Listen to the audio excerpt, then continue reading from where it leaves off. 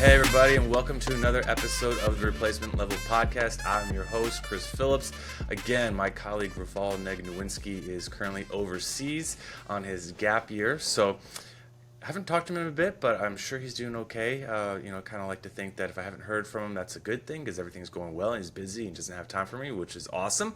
But we'll definitely have to connect with him soon. But today we've got a great episode. We've got special guest Dan Connolly, who is a big-time writer and follower, and I'm going to guess fan of the Baltimore Orioles. He's been doing it for some time now, and is also currently at Sportsnaut, so a colleague of mine as well, too. So welcome to Sportsnaut, Dan, and then also welcome to the show. I appreciate it. How are you doing? Doing good, doing good. I'm so glad to get you on. I've got to admit that I've kind of been following you for a few months now, maybe closing in on half a year. I believe it was something on Twitter that posted, you know how they always suggest things, and there happened to be one about, it was you questioning John Angelos. Am I saying his last name right? Angelos, yeah. Angelos. Okay. And it was you questioning him about something, and I think he was sitting there with the mayor, and it kind of blew up a little bit. And so I was like, okay. And like I listened to it, and I was like, I don't see where, Dan did anything wrong. He's doing his job, asking a question. The owner's kind of being a little bit rude about it. So I was like, okay. I was like, I gotta follow Dan and kind of see where this goes because like this is very interesting to me. So that's kind of what got started all this. I was like, I really gotta talk to him about it, which we will get into that topic here a little bit later. But Dan, kind of want to ask you, how did you get started in all this to begin with? As far as the business itself or the kerfuffle with Angelos? Let's start with the business itself, and then we'll move on to your right. friendly relationship. Yeah, I always wanted, to write, loved writing, loved sports. Grew up in Baltimore, so I did grow up as an Orioles fan. During a good time for Orioles fans, but I'm no longer a fan now with the journalistic part of it. But I've actually covered the team for 23 years. I bounced around a little bit different places. I worked for the Baltimore Sun for about 11 years. Started my own thing, BaltimoreBaseball.com. It's still around. Then went to The Athletic for 5 years, and now I'm with Sportsnaut, covering the Orioles all the way through. It's just one of those things that I went, I got a journalism degree, and I was interested in news, actually, and just kind of got bored with news after a while, and sports kind of spoke to me, especially baseball. It's a sport I played growing up and loved. And it just kind of has worked out. So, I've like I said, I started working for the York Daily Record in York, Pennsylvania. That covered the Orioles full time, and then from there the Baltimore Sun, and then through that. But it's been 23 seasons with the one team, and it's been kind of a crazy ride. Nice. So I gotta ask, how did you manage to, like you said you were a fan of him, and you're not really like a fan of him now because of the journalistic aspect of it. Like, how were you able to kind of make that transition? You just kind of have to. I mean, when you're, it's your job. And people, I like to see the Orioles do well because, A, more people read my stuff when they do well. Okay? So Sure. selfishly, there's that. Secondly, I did grow up in Baltimore, have a lot of friends in Baltimore who are huge Orioles fans. I like to see them happy. My father's 92 years old, watches every game. When they win, he's happy. So I'm happy with that. And then thirdly, you get to know the players. And especially me being around so long, you get to establish working relationships with those guys. And for the most part, they're all pretty good guys. I mean, there's obviously some bad apples in every bunch there, but for the most part, good guys. And so I want to see them do well. And and that's part of it. But that's the the entirety of the fandom for me. It is a job. And honestly, I'm happier with it, especially when I was a beat writer at the Sun. If it's a 6-2 game that gets decided in the 7th, I'm happier than whether the Orioles win or lose because that means my job's easier. I don't have to rewrite. I can get my story formulated better and everything else. So it's really about just doing your job. But I mean, there are personal relationships that come into it and stuff. And like I said, you want to see the team do well simply for your own numbers. But overall, I think it is kind of easier. There are times though that you because I grew up with it and I know a lot of the guys now who played for those teams that I watched growing up. You can't help to have that nostalgia. But for the most part, I try to tell it like it is, whether I am, positive or negative or whatever for the Orioles. And I think people like that because I understand what it's like to be a fan, but I'm not there anymore. Okay, perfect. I mean that totally makes sense, and um, like you said, it helps out with your numbers as well. But also, I gotta imagine like you have to battle sometimes like that passion. That does that fandom of yours kind of like creep in every now and then with something you're doing because like you know you were a fan for so long and now you're not. So it's like every once in a while like oh I just can't take the fact that like this is a frustrating loss or frustrating team or anything. No, not really. Okay. And I've been doing it for so long that it's not really that anymore. I just, and it's funny. I pretty much shut off the fandom for all sports. Okay. Even though I just cover baseball. I mean, I grew up as a Notre Dame football fan, as a University of Maryland basketball fan, Okay. Orioles, and then the Colts to the Ravens. Whatever. There's a big gap there, obviously. But I like watching sports. Okay. And when people around me are happy and they're watching sports, that's fun too. I don't live and die with anything anymore. Maybe a little bit Notre Dame football since I'm so removed from it. And my dad is, like I said, 92 years old. He lives with me and he's a huge Notre Dame fan. So I probably cheer a little bit more on that end. But Okay. it really isn't that hard for me. My very first time covering an opening day at Camden Yards, I was 25, 26 years old, had never done it before. I was totally geeked out to do it, and then there ended up being a projected rainstorm coming, and they canceled it. Oh no. And moved it to another day, and I was like the kid who didn't get picked up by the bus. I was like, I wanted to go so badly, and it didn't happen. But then, and so that there was some fandom there. I was all angry that I didn't get a chance to do it for the. But like 2 days later, I ended up doing it, and I think that's almost maybe not much longer than that my fandom went away. Because like I said, you got to do a job, and Sure. if I'm being a homer, I'm being I'm being a cheerleader for a team that works on my credibility, and fans don't want that. They want somebody who's inside to be able to tell them the goods and the bads. And I feel like feel like I have that reputation in Baltimore that when something's good happening, I'll write about it, and if something's bad happening, I'll write about it. And I try to keep it as objective as possible. And I think it's why I've had success, kind of popping from one place to another in the same market. Nice. I mean, I think being fair about it, win or lose, like you said, I think that is the best way to go about it. Just because, yeah, like you're giving praise when the players and owners and management and all that deserve it, and you're giving criticism when they deserve as well. And I think at the end of the day, that's just nobody wants to be treated too like well or too badly. So as long as you're kind of being fair and giving both, I think that's a good way to go about it. And I think you got to take the emotion out of it if you do it right. And so the emotion's completely gone. And there are times when players and I have had that kind of conversation where they've been like, "Come on, man, you covered a team, you like this." I'm like, "No, that's not the way it goes. It's I am trying to take all the emotion out of it and see it from an objective point of view." Now, again, do I have relationships with some of these players, some of these staff members that I like as human beings? Sure, but that can't play into it, And I think if you do put that emotion in, negatively or positively, I think it does affect the coverage.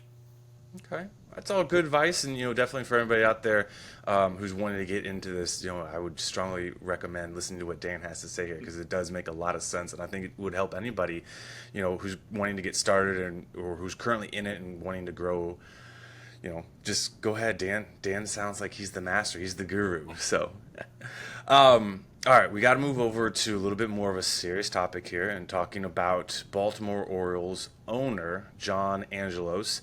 There is a lot of is turmoil the right word, or maybe just like concern with what's going on with the lease for the current Camden Yards Stadium and how is that going to be resolved.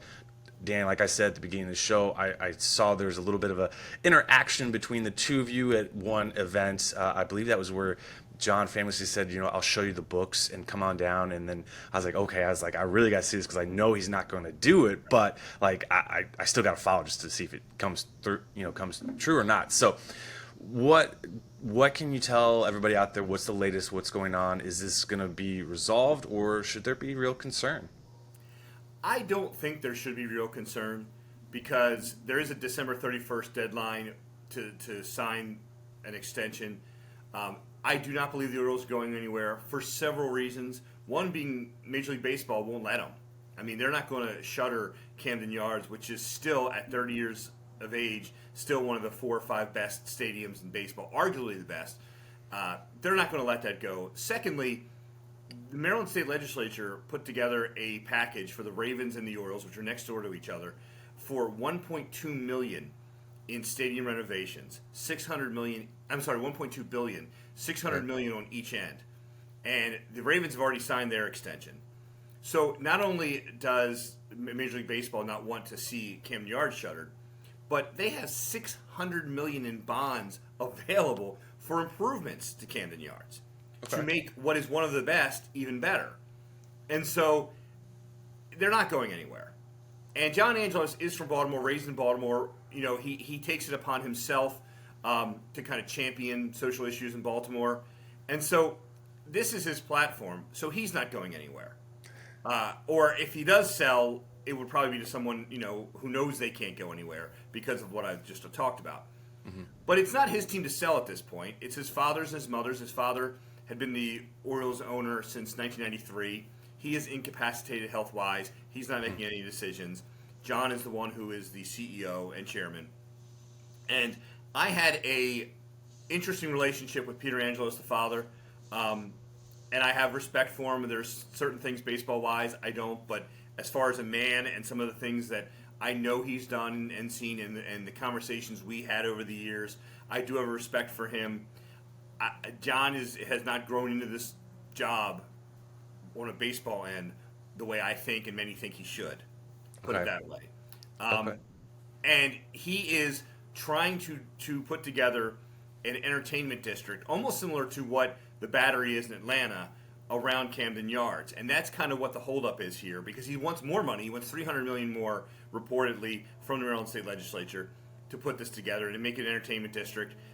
In theory, it sounds awesome to have, you know, concert venue and restaurants and everything else right there, so, you know, people can come there even when the Orioles or the Ravens aren't playing.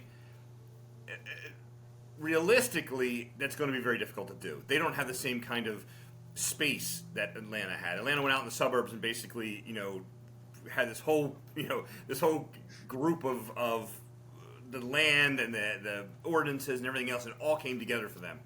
It's going to be a lot more difficult in Baltimore on that. And I think that's part of the holdup here. The concern, Chris, comes from the fact that, you know, many Orioles fans are either lived through 1984 or their families lived through 1984. And for the Baltimore Colts to leave in the middle of the night to go to Indianapolis freaked everybody out. And so, and it should have. And it took 12 years to get an NFL team back in Baltimore. So Orioles fans will forever be worried about that. And until a lease is signed, and until they say, okay, yeah, you know, the Orioles are going to be here for 30 more years, 50 more years, whatever. Until that is said, there's going to be some nervousness. There's going to be anxiety among Orioles fans. And again, I don't think that in reality is going to happen. I think the Orioles will stay, and John Angelos will get the lease done and all that stuff. But until it's done, yeah, there is some concern. But I don't think the concern is rooted in a reality. Okay.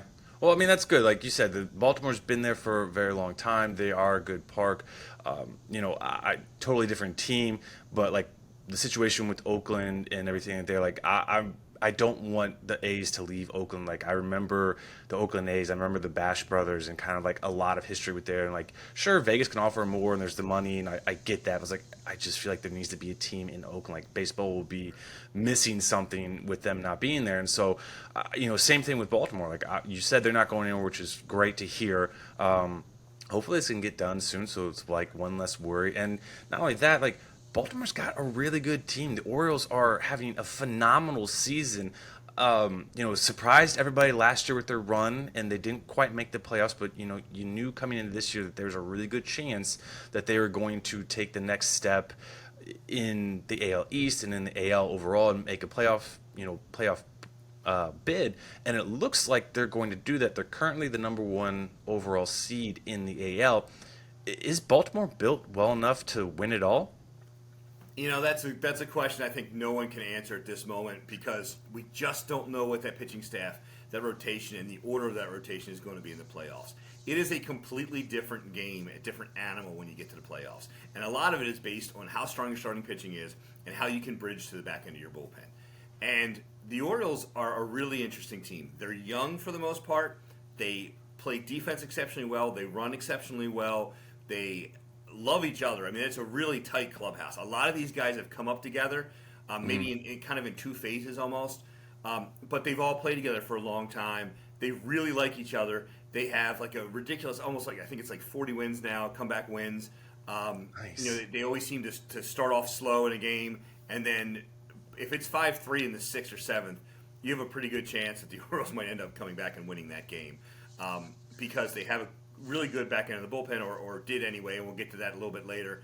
But they're just a really good, solid 162 game baseball team. They have, as you know, the big thing now is they've gone over 80 series without being swept. That's the longest since 1944 in the history of major leagues, as far as multiple game series are concerned. And they just don't get swept. And this is a team that, in 2021 lost 19 straight at one point. And now here we are in 2023, and they don't get swept in a series. So and they have such good young players coming up, and there's still more coming up. That this team is going to be really good, I think, for several years. The question is, are they ready to be great at this moment now? And anything can happen in the playoffs. I think they're good. I think they're going to have a little trouble when they face top pitching, 3 games in a row, and they don't necessarily have the top pitching to match. So are we, and I say we, I mean like our fans out there of baseball and fans of the Orioles, Dan, is the chances of winning the AL East for the first time since 2014, is that something we can just check off? Like, I mean, they've got it locked up. I know there's games left and things can happen, but are we pretty much there? They're making the playoffs. I'm there. Okay, they are making the playoffs. There's no question in my mind they're making the playoffs. Winning the division is a little different because, that division is so tough. Mm-hmm. And any of those teams, maybe with the exception of the Yankees, can still make a run for the division, even though it's, there's a lot of... It's really, I think, the Orioles and Tampa Bay at this point. Mm-hmm. And they play one more time, 4 games in September. And that could be the decider. So I think the Orioles, because of the McClanahan injury and because of the Franco mess, I think that the Orioles probably have a better shot to win a division than the Rays. But I've been doing this, like I said, more than 2 decades, and I always discount the Tampa Bay Rays because they just don't have it on paper and everything else. And I used to see them 19 times a year, now 13 times a year, and they know how to win. So I think if you're betting, the edge would go to the Orioles at this point to win the division. But you can't discount the Rays, especially if they're within 2 or 3 games of the Orioles in that 4-game set. That's going to mean a whole lot. And that so. And the Orioles, they just came off a soft part of the schedule. They've had a very difficult schedule most of the year and handled it greatly. This little run here is going to be a little bit more difficult, and they end up in Boston. They have a 9 or 10 game road trip, and then they come back and they get St. Louis, who hasn't been very good, but then they get the Rays for 4. So, to answer your question a long way, I think they can win the division. I think they probably will win the division, but I can't count it just yet because I don't want to discount the Rays like I have most of my career.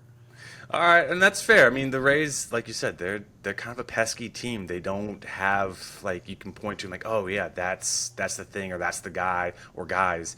They go out and they play 9 innings, they play 27 outs, and they end up winning a lot more games than people would expect them to do that. So. I think they're very similar teams too. That makes it interesting because the Orioles, although they may have some budding superstars in Rutschman and Henderson and Rodriguez, they're not there yet in that superstar status. And a guy like Mullins is kind of underrated because, or Hayes, or even Santander because they're not in a big market and such. They're good players, so I think they're very similar teams. Mm-hmm. Based, there's an analytics thing, there's an aggressive running thing. They're based on their bullpens have both been very good. So I just can't wait for that series. I think it's going to be a lot of fun. Oh, definitely. It's definitely one we've got to look forward to because there is so much implications on it because, most likely the team that doesn't win the AL East is going to be the top wildcard team. And there's a good chance that, I know they wouldn't be the number 2 seed, but there's a good chance they would have the second best overall record in the Right. AL and still be that top wild card team. So, yeah, definitely something to look forward to here in September, and definitely a series worth paying attention to. Kind of looking further ahead, kind of looking after the season ends. What is the future looking like for the Baltimore Orioles, and kind of like what's, I guess, their biggest need this offseason? Well, the one thing this team is missing is a number one starter. And they're trying to grow their own. Grayson Rodriguez has been pitching really well since he's been up the second time in the second half, and he's only 23 years old. Kyle Bradish has taken a tremendous step this year to becoming in that that number one-ish territory. He's only 26 years old. He's a guy they got in the Dylan Bundy trade a couple years ago from the Angels, and he is impressed. And then they have Kyle Gibson, the veteran, who is a great clubhouse presence, wonderful guy, beloved by everybody in there. But he's had his stumbles, and he's had his stumbles fairly recently as well, including this past week. So you don't know who that number 3 is necessarily going to be. Do they want Grayson Rodriguez to be in that playoff starting mix and that those kinds of situations? So for me, getting a number one starter for this team, an actual ace, I think is huge for this team going forward, because you need that guy. You need that anchor. You need a guy who's going to give you 7 innings. You need a guy who is, or six innings, I guess now. And you need a guy who you just feel like throws his glove out there and you're in the game. And the Orioles really don't have that yet. And again, Bradish and Rodriguez, Dean Kramer's look pretty good. They have some guys that they like, but for the whole majors to look and say, oh gosh, such and such is going to be there. Right. That, I think, is the most important. And the good thing for the Orioles is that there are a lot of really good pitchers on the market this year coming up. I mean, guys like Nola and Urias, and I mean, there's a bunch of them that I think can come in there and be that number one for the Orioles. The question is, are they going to pay that money for him? And I just don't know, based on John Angelos, what he said at times. I'm not sure he thinks they can afford a pitcher of that way. And what they might have to do is they might get another Kyle Gibson-esque type guy, maybe a little step up from him, and then go and trade a couple of these younger players that they have. They still have the number one system in baseball, which is amazing considering the guys that they've already promoted this year, Yes. right? And they're still the number one team in baseball. They have what is one of the best prospects I have ever seen, and I'm not given to hyperbole very much, but Jackson Holliday is a baseball player. I mean, we all know what his dad did, 7-time All-Star or whatever.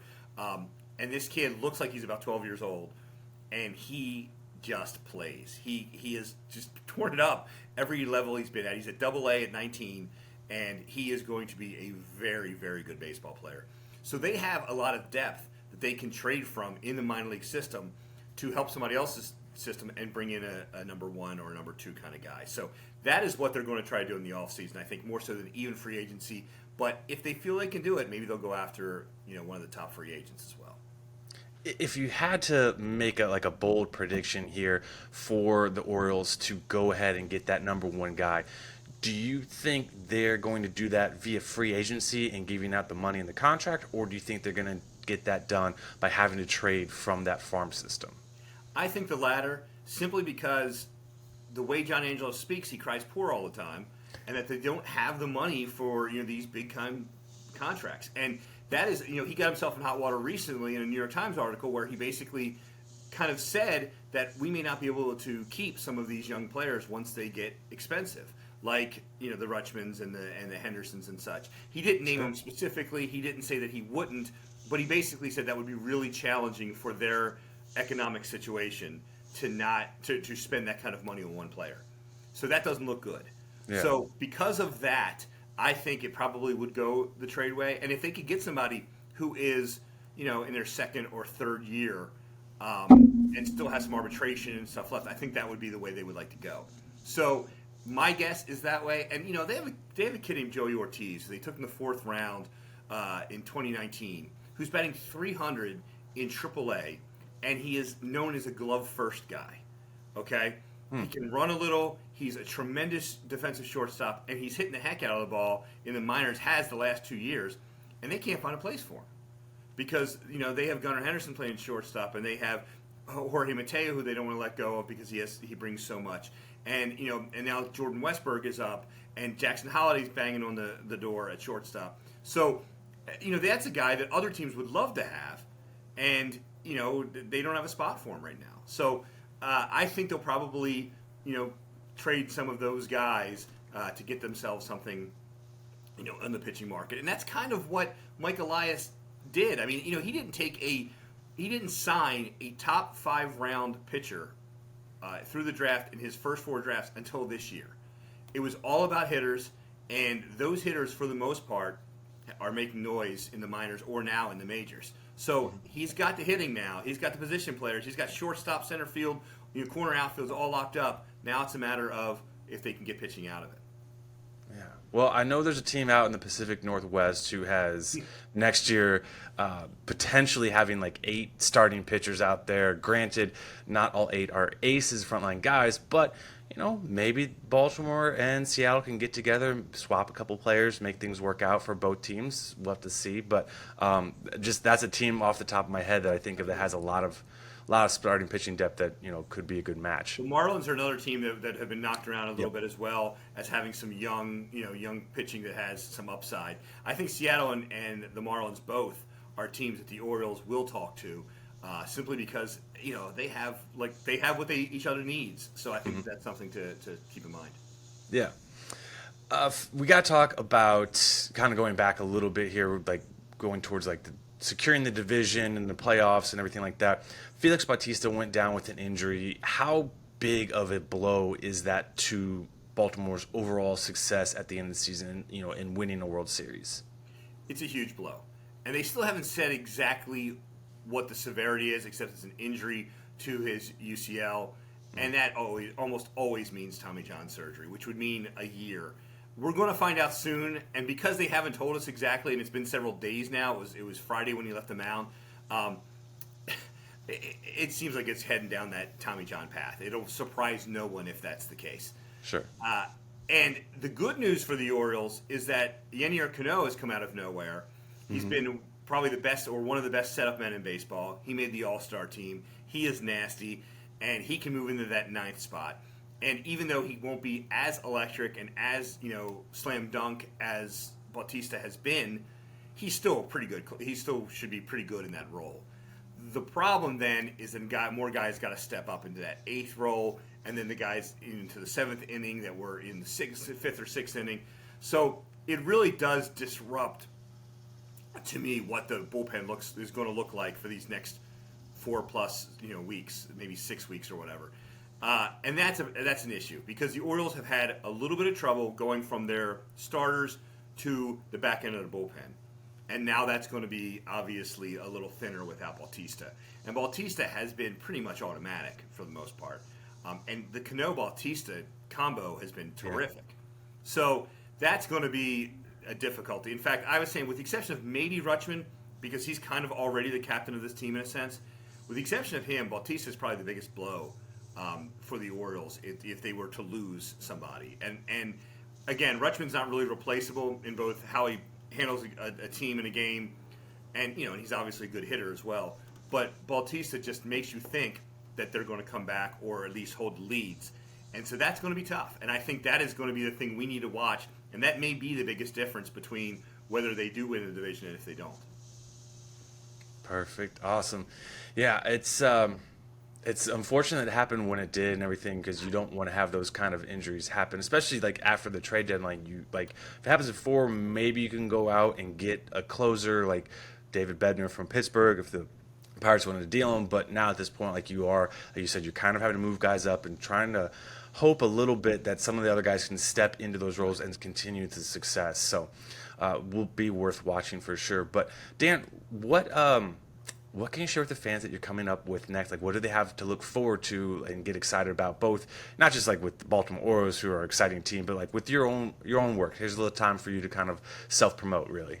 Yeah, well, I actually just did a story today that I kind of had a lot of fun with. It started out as a discussion on with all these big money teams that are stinking this year. right? And I mean, Yeah. we've never seen that 6 teams like this, one in each division, have been terrible. Whether it's the Yankees or the Mets or the Angels or the White Sox or the Padres, and I'm forgetting one on the Cardinals. So Yeah. you're talking about 6 teams that are all in the top half of the payroll, and all of them are going to be under 500, miss the playoffs, and some of them will finish in last place. So we had this discussion: which one is most surprising that they stink? Because the Mets won 101 games last year. The Yankees are always good, 99 wins. The Cardinals, are the team in that division, right? And then you have the Padres, who have like an all-star squad, So, and then you have the Angels, who, as one of the guys I talked to yesterday about it said, the Angels should have been there because they have Ohtani and Trout, and they're 3 of the best players in baseball. Yeah. And that's it's a great line, but it's true. They have such talent there, at least on the top end. So I started asking people, and I decided to make it a story. I went to 10, baseball people, players, executives, scouts, media, and kind of asked them to rank 1 through 6, which ones that they felt like were the most surprising to the least surprising on how badly they've done. And so that was a lot of fun. The Padres did end up winning in that one, but it was fairly close, and there were some really good comments about each team. So I just finished up with that. I'm going to do a story probably this week, finishing up this week, on trying to win consecutive titles. And it is something that hasn't happened since 2000, since 1998-2000 in Major League Baseball with the New York Yankees. Obviously, the Astros are on the clock this year. I talked to Dusty Baker, a couple of Astros, but I also talked to other guys who've been in that situation before, and about like how difficult it is that after that year of the World Series championship to do it again. I talked to Brandon Belt, who was in that situation twice with the San Francisco Giants, and how hard that is. Orioles manager Brandon Hyde was a coach on that Cubs team, and after they won the World, they thought they were going to do it for years. Yeah. And they never got back to the World Series. So that's kind of one of the things I'm working on. I also might do a piece sometime soon on the most underrated players in baseball, maybe even by team or by division. Just kind of looking at some of these guys that that people should hear of, but maybe they haven't. For instance, with Baltimore, to me, Kyle Bradish is a guy that people probably don't know anything about him, but he's got one of the lowest ERAs in baseball. So there are that kind of guy on every team. I thought that might be an interesting thing to look at as well. Nice. Awesome. Definitely going to look forward to it. That piece you said about the most underrated team, is that out now, or is that like coming out here in the next The underrated I haven't put together yet, but the one that is out now is the one about the six great sucky teams in baseball, and the kind of the poll that I did with analysts and such, and that just came out today. Okay, and that's what I'm guessing with Sportsnaut then? It is with Sportsnaut, right? Okay, perfect. I got to go check that out because I want to reading about those comments and stuff from the players and everything. So awesome. Well, everybody, like I said, this is Dan Connolly here with Sportsnaut, big time follower of baseball, the Baltimore Orioles, a little more specifically. Check him out on X at Dan Connolly 2016. Check out his stuff at Sportsnaut. He's a master of his craft. He's done great work. I've read several of his articles. Really enjoy the read. It's very easy to get through. Makes you become a fan of them and kind of root for the Orioles as well. And like I said, I started following him on X because of his questioning with John Angelos at an event that I still feel like you did everything you're supposed to do, like nothing wrong, and I don't know why he got so upset about it, but it is what it is. So check him out on Sportsnaut, check him out on X, anywhere else you can find him out there on social media. Check us out on YouTube, check us out on Apple Podcasts, Spotify. You can follow myself at C_Phillips_13. You can follow Rafal at RafalN613. You can follow the podcast at Replacement Level 1. So tell your friends, share this with everybody out there. And until next week, guys, Dan, thank you so much for coming on. We really loved it, and we definitely want to have you back on, especially if Baltimore makes a deep run in the playoffs. Absolutely. Thanks, Chris. Thanks for having me. All right, guys, until next week, have a great day.